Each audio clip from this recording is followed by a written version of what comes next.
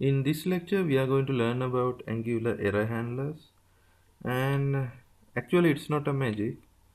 It's just same as try catch that you used in other languages in the .NET or the Java, and we will see how we are going to use that try and catch.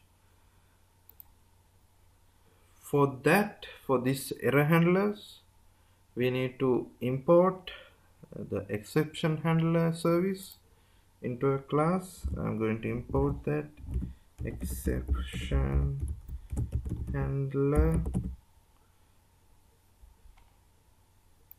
and now I can use try catch into my code. I'll use try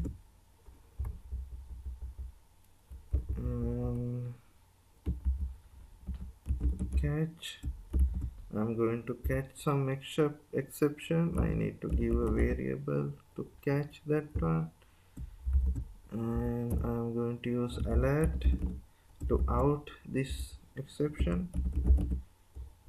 And for the testing purposes, I'm going to throw some exception, throw new exception,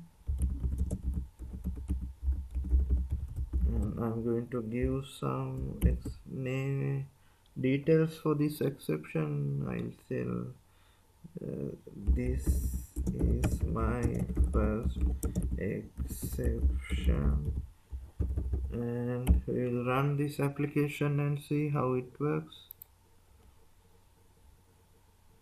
Yes,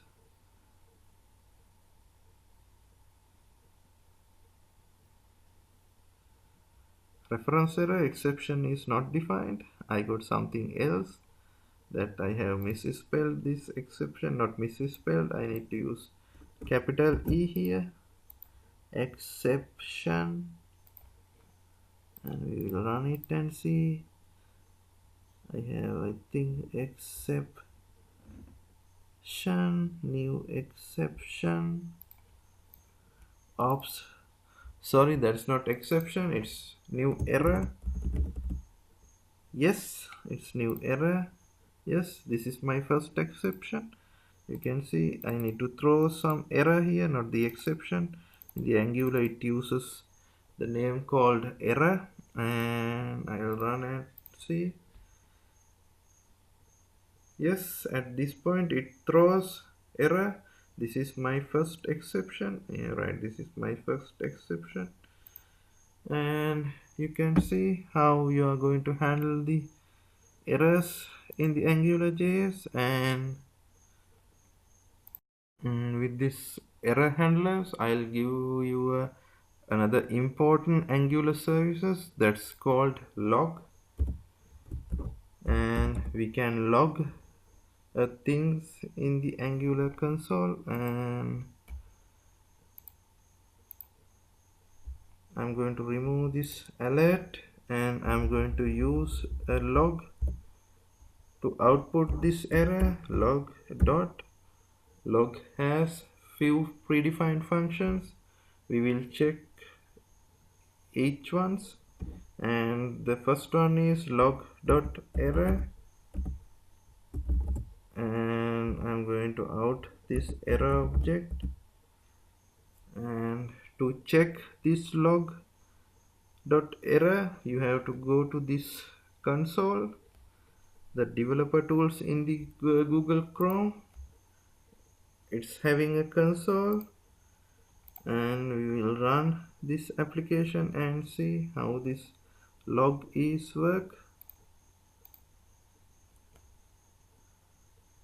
Yes, this is my first exception. You can see error. This is my first exception.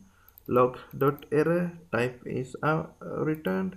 This is my first exception with the font color red. That means the danger font color, that error is generated. That's very important. That's how you used log.error. The log function is log.log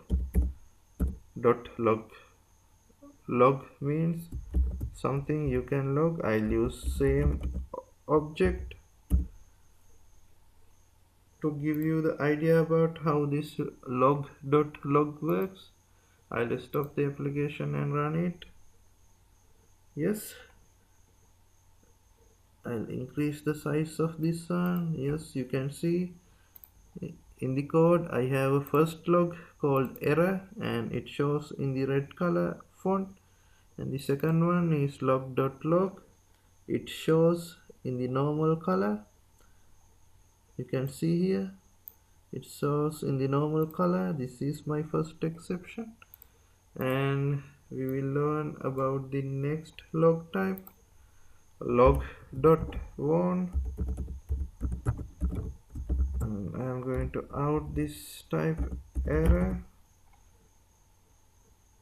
and stop the application, and I'll run it again.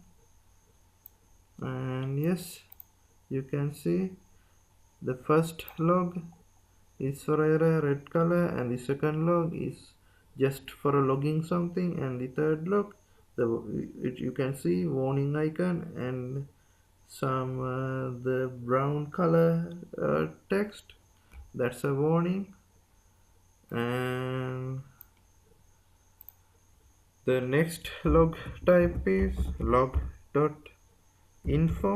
Just out some info using log. We will see how this one is work, and I'll stop the application and run it.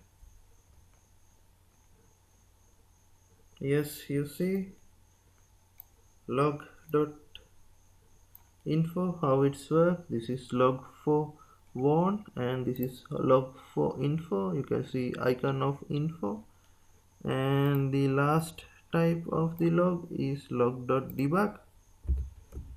Log.debug, and I'll use error, the same object.